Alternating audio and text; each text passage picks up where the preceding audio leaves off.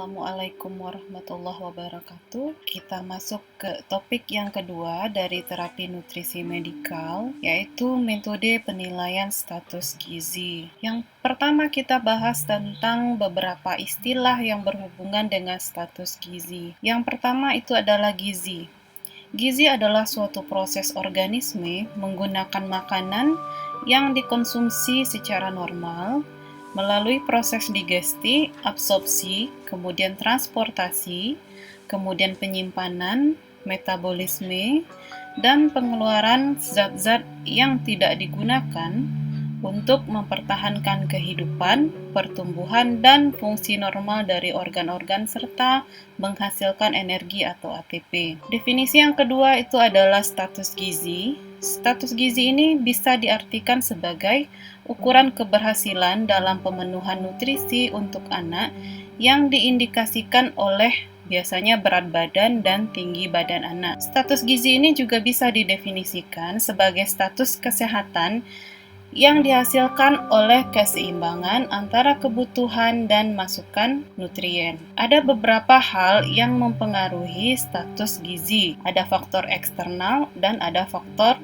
internal. Faktor eksternal seperti pendapatan, kemudian pendidikan, pekerjaan, dan budaya itu adalah hal-hal yang mempengaruhi status gizi. Semakin tinggi tingkat pendapatan dan pendidikan, biasanya status gizi seseorang itu juga semakin baik. Kemudian faktor internal ini biasanya tergantung kepada usia, kemudian tergantung kepada penyakit. Di sini contohnya adalah penyakit infeksi.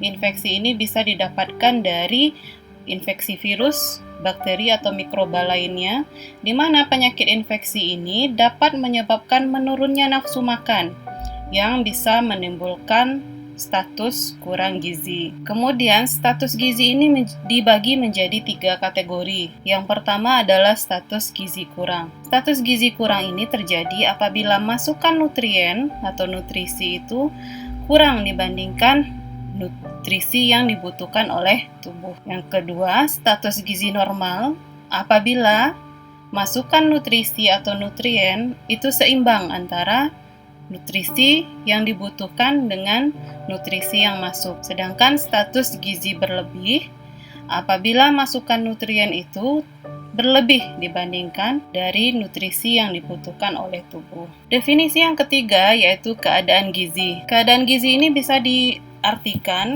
sebagai keadaan akibat dari keseimbangan antara konsumsi dan penyerapan zat gizi serta penggunaan zat-zat gizi tersebut. Atau bisa juga diartikan keadaan fisiologik akibat dari tersedianya zat gizi dalam seluler tubuh. Kemarin kita juga sudah membahas tentang malnutrisi, atau bisa juga disebut dengan gizi salah. Di Indonesia sendiri, malnutrisi ini sering diartikan sebagai kurang gizi. Padahal malnutrisi ini tidak hanya kurang gizi, tapi ada 3 bentuk dari malnutrisi. Yang pertama itu undernutrition atau kekurangan konsumsi pangan secara relatif atau absolut dalam periode tertentu.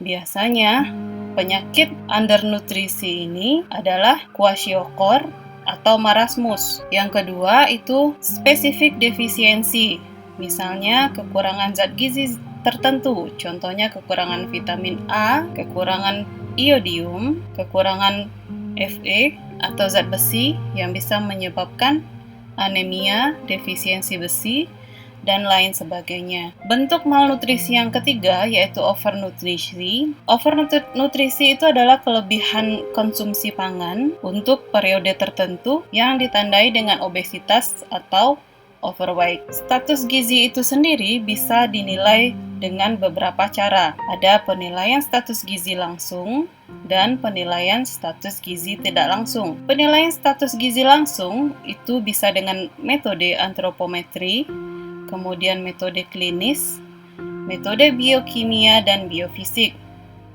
Sedangkan penilaian status gizi tidak langsung itu bisa dengan survei konsumsi makanan, kemudian ada statistik vital, dan faktor ekologi. Pertama kita bahas tentang penilaian status gizi secara langsung.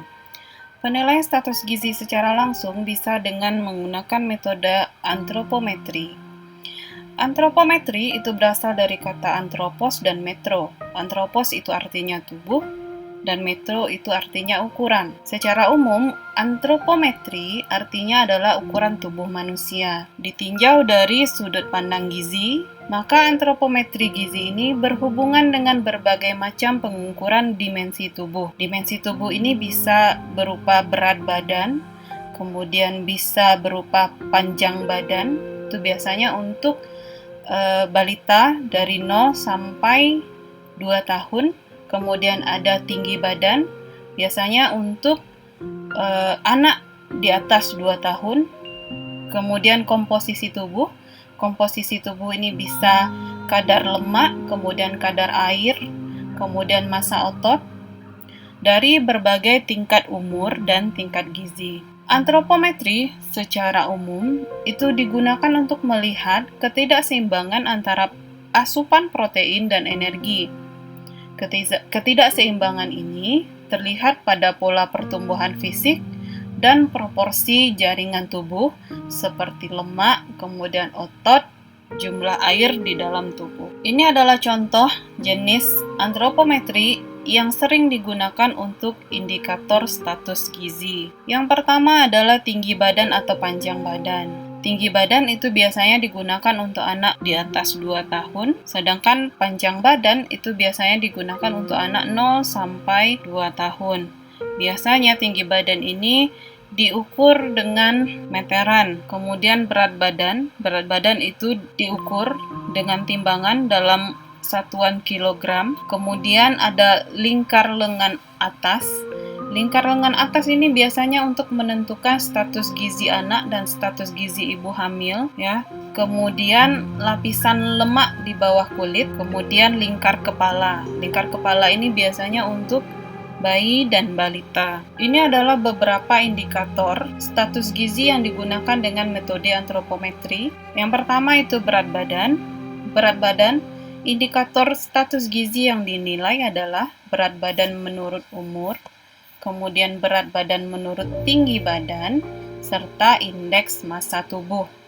Di mana indeks massa tubuh ini diukur dengan rumus berat badan per tinggi badan kuadrat. Kemudian tinggi badan ini indikatornya adalah tinggi badan menurut umur. Lingkar lengan atas juga indikatornya lingkar lengan atas menurut umur. Begitu juga dengan lingkar kepala. Tapi indikator status gizi yang paling sering digunakan itu biasanya adalah berat badan dan tinggi badan. Metode pengukuran status gizi dengan menggunakan antropometri ini memiliki beberapa keunggulan. Contohnya, metode antropometri ini menggunakan alat yang mudah. Misalnya kita menggunakan timbangan atau menggunakan meteran. Kemudian, metode ini dapat dilakukan berulang-ulang, serta hasilnya itu lebih objektif, dan siapa saja bisa melakukan metode antropometri ini. Metode antropometri ini juga sederhana dan aman, serta juga relatif akurat. Tapi, antropometri ini atau metode antropometri ini juga memiliki beberapa kelemahan. Yang pertama, dia tidak sensitif dan tidak spesifik mengukur suatu zat gizi. Contohnya, antropometri ini tidak bisa mengukur kadar lemak, kemudian kadar massa otot, dan jumlah air di dalam tubuh. Kemudian, metode antropometri ini juga bisa dipengaruhi oleh faktor di luar gizi, misalnya adanya penyakit. Dan bisa saja antropometri ini terjadi kesalahan. Nah, tugas yang pertama yaitu jelaskan keunggulan dan kekurangan dari pengukuran status gizi dengan metode antropometri. Oke, kita masuk ke standar deviasi unit atau Z-score. Standar deviasi unit atau Z-score itu adalah suatu metode yang dianjurkan oleh WHO untuk mengevaluasi antropometri data dari negara berkembang. Karena apa? Karena Z-score ini bisa menghitung dengan akurat. Kemudian WHO juga menyarankan menggunakan cara ini untuk meneliti dan menentukan serta memantau pertumbuhan. Z-score itu bisa dihitung dengan menggunakan rumus. Rumus Z-score itu adalah nilai individu dikurang nilai median rujukan baku rujukan, kemudian dibagi dengan nilai simpang baku rujukan, di mana nilai dari simpang baku rujukan ini adalah selisih dari nilai kasus dengan standar plus 1 standar deviasi atau minus 1 standar deviasi, di mana bila nilai individu itu lebih kecil dari nilai median, itu nilai simpang baku rujukan yang dipakai adalah median dikurangi minus 1 standar deviasi. Tapi apabila nilai individu itu lebih besar dibandingkan nilai median, maka nilai simpang baku rujukan yang digunakan adalah median dikurangi nilai plus 1 standar deviasi.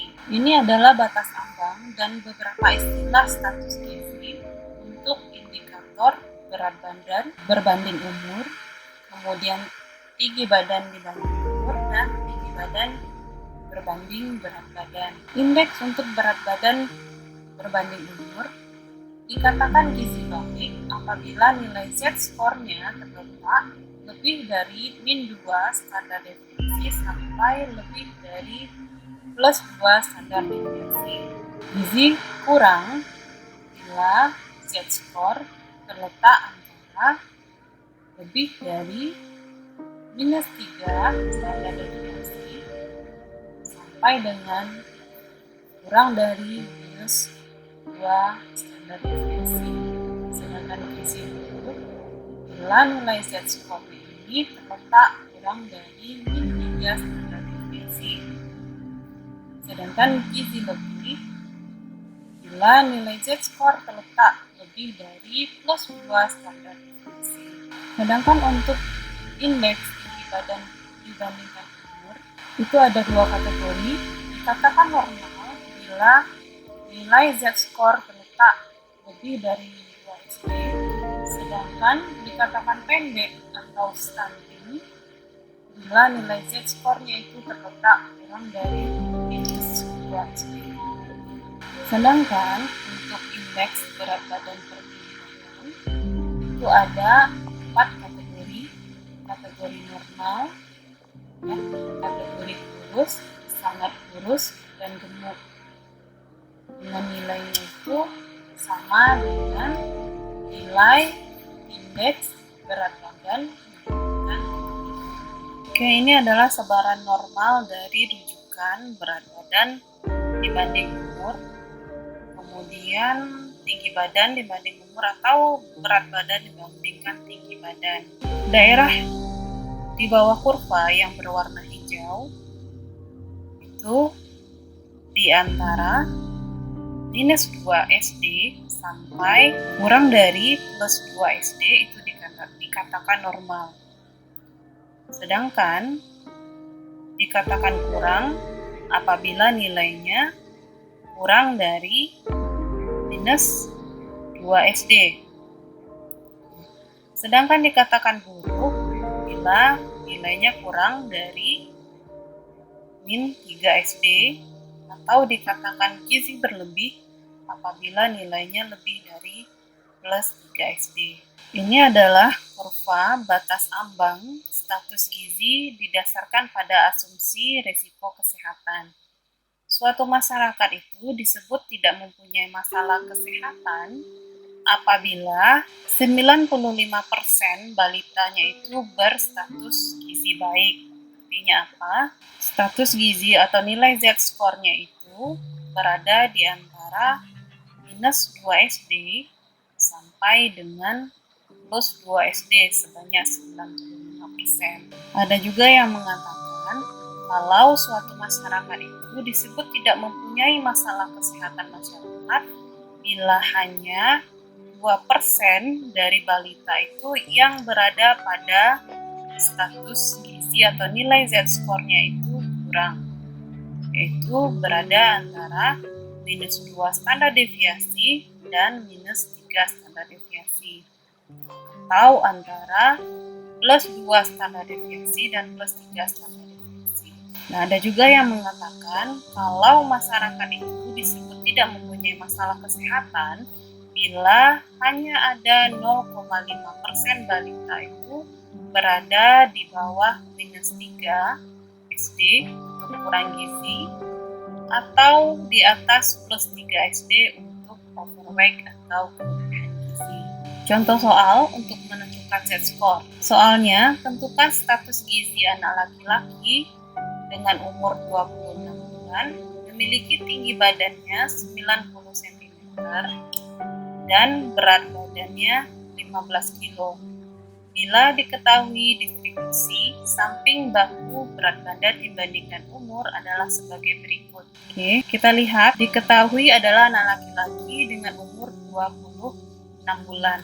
Maka yang kita lihat ini adalah 26 bulan dengan median berat badan itu adalah 12,5 kg. Kita masukkan ke dalam rumus. Yang pertama, penentuan Z-score untuk berat badan dibandingkan umur. Kita masukkan rumusnya, Z-score sama dengan nilai individu dikurang nilai median baku rujukan dibagi dengan nilai simpang baku rujukan. Nilai individunya adalah 15 kg, nilai mediannya adalah 12,5 kg. Sedangkan untuk nilai simpang baku rujukannya yang kita gunakan adalah, kita lihat berat badan individunya lebih besar dibandingkan nilai median. 15 kg itu lebih besar dibandingkan 12,5 mg. Maka yang kita gunakan adalah plus 1 standar deviasi, yaitu 14,1 kg.